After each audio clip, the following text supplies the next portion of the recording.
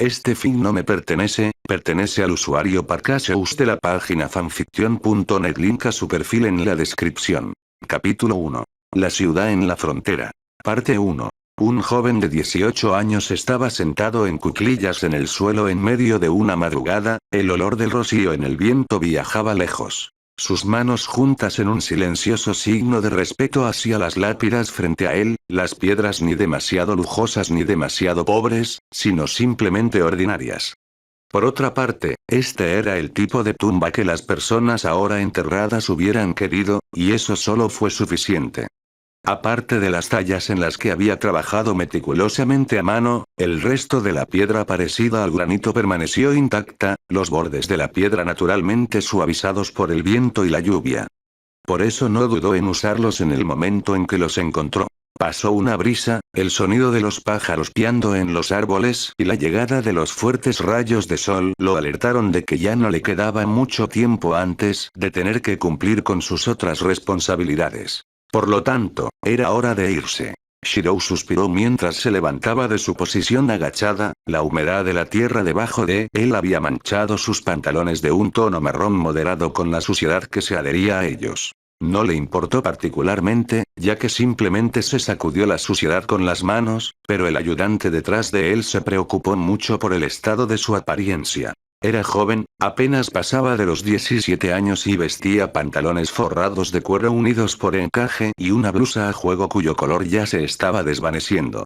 Su cabello estaba cortado hacia un lado y la longitud de su flequillo era lo suficientemente largo como para cubrir un lado de su rostro, dándole un cierto encanto que enfatizaba sus ojos.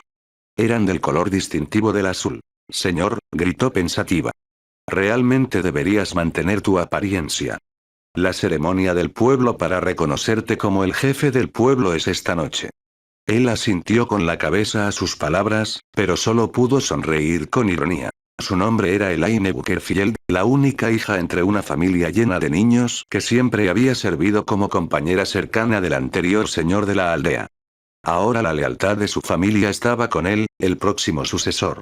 Todo estará bien, Elaine, y además sabes que no soy demasiado para eventos formales, razonó. Por eso te lo recordaba para que puedas mejorar. Elaine se cruzó de brazos y resopló antes de que su expresión se volviera sombría. Es lo que le prometí a tu padre antes de su fallecimiento. Un silencio llenó el área, ambos con la mirada fija en las dos lápidas. Eran las tumbas de su padre y su madre, o al menos las que lo habían llevado a este mundo actual.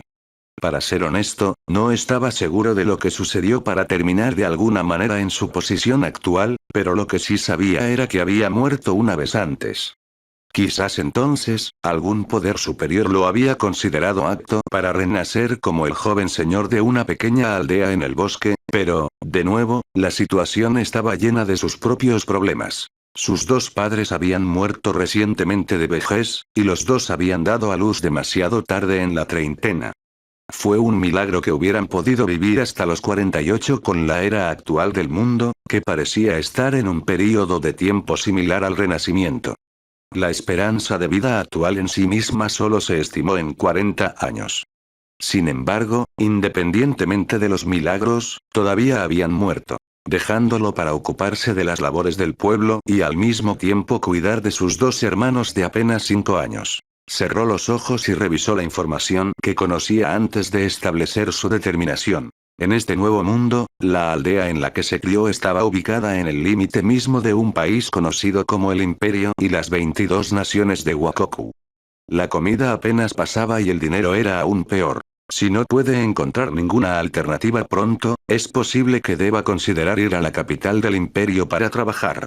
Sin embargo, tampoco podía dejar atrás a sus hermanos. Abrió los ojos, mirando las tumbas frente a él, a los padres que lo habían cuidado. Solo le habían pedido una solicitud antes de su muerte.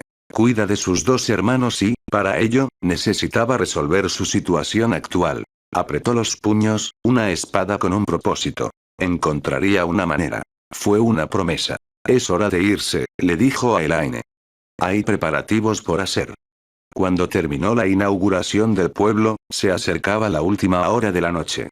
Las hogueras todavía estaban encendidas desde el distante salón de recepción, y las llamas brillantes creaban un tono naranja apagado en la oscuridad de las noches, las estrellas sobre un telón de fondo idílico para lo que él consideraba un día largo. Elaine ya no lo estaba atendiendo porque él ya la había persuadido para que se fuera a casa.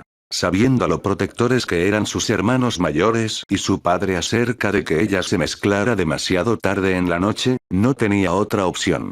Sin embargo, para ser honesta, su familia no tenía problemas si era solo él con quien ella estaba, pero después de la ceremonia reciente, muchos de los hombres solteros que habían asistido estaban holgazaneando.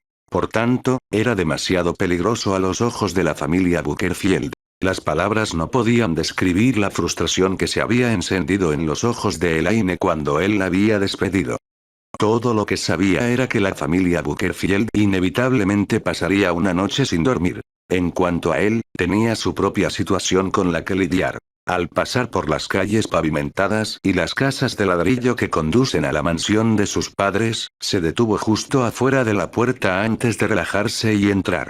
En el interior había una cálida sala de estar con sillas amuebladas y sillones reclinables apiñados alrededor de una cálida chimenea. Cerca del hogar había dos niños, sus hermanos los había obtenido en su nueva vida. Artus y Anna, los dos gemelos nombrados por su madre. Eran bastante cortos, apenas le pasaban las rodillas y ambos vestían telas suaves que él había usado una vez cuando era más joven. Eran de color azul y rojo respectivamente, hilo de color utilizado para mantener juntas las prendas. Los dos lo notaron desde el momento en que abrió la puerta, sus ojos dorados se abrieron de emoción mientras se apresuraban. «Estás de vuelta», llamaron, aferrándose a sus piernas. Los había dejado la mayor parte del día, pero estaban bastante reservados para su edad y confiaba en que no se metieran en problemas. «Estoy de vuelta, pero no me iré a ningún lado hasta que los dos me suelten», dijo, alborotando sus mechones de cabello rojo. «Además, incluso si estoy de regreso, ustedes dos saben que no podemos jugar ahora mismo. Es casi la hora de que ustedes dos se duerman». Artus refunfuñó ante su respuesta, pero la atención de Artus se desvió cuando los ojos de Artus se posaron en la pequeña espada de madera que había conseguido para Artus. «¿Mío?», preguntó Artus. Simplemente asintió con la cabeza y entregó el regalo que había preparado al final de la ceremonia. Con la muerte de sus padres, tuvo que impartir alguna habilidad a sus hermanos para que pudieran protegerse mejor. Empezar temprano era lo mejor. Los dos niños observaron aturdidos mientras él se soltaba de sus agarres y colocaba suavemente las espadas de madera en sus palmas.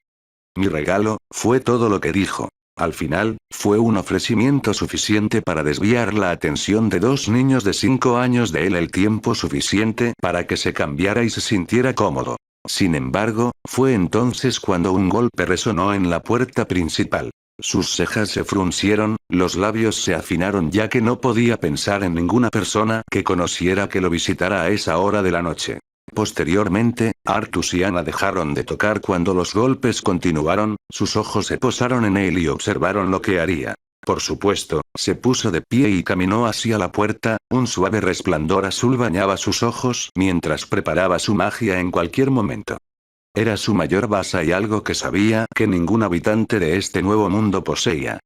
En general, no sería tan cauteloso ya que siempre había sido una persona de confianza, pero tenía hijos a los que tenía que cuidar en su vida actual. Abrió la puerta, solo para ver a un hombre con el que estaba familiarizado. La apariencia del hombre era particularmente amenazante, las cicatrices recorrían un rostro cincelado y bronceado, mientras que las prendas militares parecidas a gabardinas que se usaban sobre un chaleco ocultaban sus otros rasgos. El hombre no habló, simplemente se quedó allí, sus intenciones ya conocidas. Este hombre era un conocido de su padre.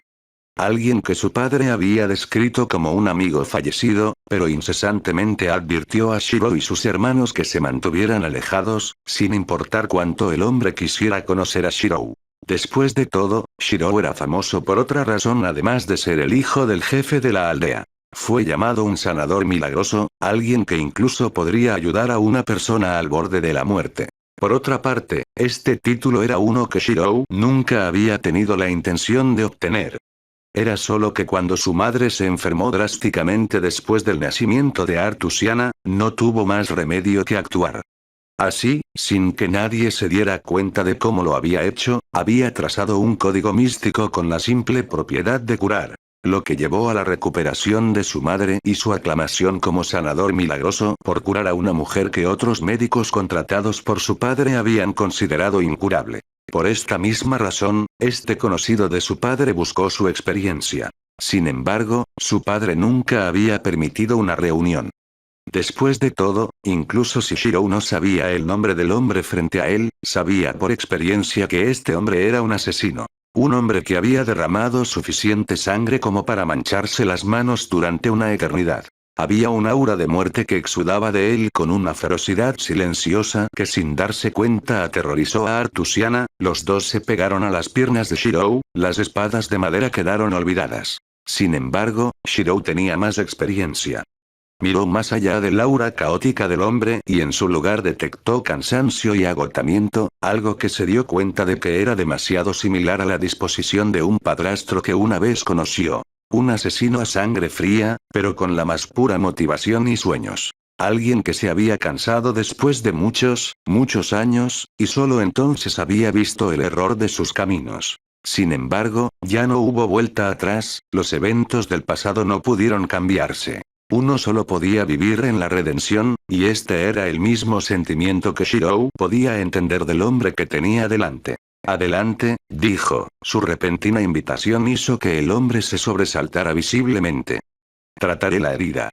A pesar de la experiencia que tenía el hombre, se apresuró a recobrar la compostura, entró en la cálida casa y miró fijamente a Shirou, quien simplemente colocó una mano sobre el pecho del hombre. Cerrando los ojos, Shirou accedió a su magia. Una magia que podía recrear cualquier número de espadas o armas que hubiera visto, incluidas las propiedades especiales que pudieran pertenecerles. Se pueden rastrear códigos místicos y fantasmas nobles, por ejemplo, que cada uno poseía poderes únicos. En este caso, desde el momento en que Shirou extendió su mano hacia adelante, ya había trazado el código místico particular que necesitaba para curarse. Era un código místico que curaba viejas cicatrices y heridas generalmente imposibles de recuperar. Después de todo, el problema con la mayoría de las lesiones antiguas no era que no se curaran, era que algunas tal vez no se curaran adecuadamente. Después de examinar primero al hombre, Shirou ya había entendido que la raíz del problema estaba exactamente en una vieja herida. Por lo tanto, simplemente se puso a trabajar antes de que el hombre lo insinuara y explicara. Esto, inadvertidamente, solidificó la creencia del hombre en el título de Shirou de un misterioso milagro sanador cuyos medios eran imposibles de discernir. Para empezar, el hombre había asumido que Shirou estaba en posesión de algo llamado Teigu, pero claramente este no era el caso. Era casi mágico cómo el hombre podía sentir un flujo constante y agradable de energía vertiéndose en él. Sin embargo, en otro punto, el hombre se conmovió por dentro. Era un pecador, un hombre que había matado a tantas personas que ni siquiera podía contar, y solo recientemente se dio cuenta del peso de sus acciones. Sin embargo, desde su comportamiento hasta su reputación, nadie debería haber puesto tan abiertamente su fe en él para curar a un hombre de su carácter sin dudarlo.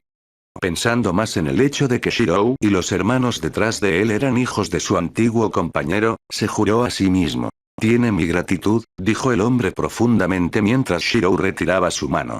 Shirou solo asintió con la cabeza, mirando cómo el hombre se levantaba para irse, pero se detuvo en la puerta. Tu padre, dijo el hombre en voz baja, casi con pesar. Era un buen hombre, y juro que nadie podrá complicarle la vida con su ausencia. Lo juro.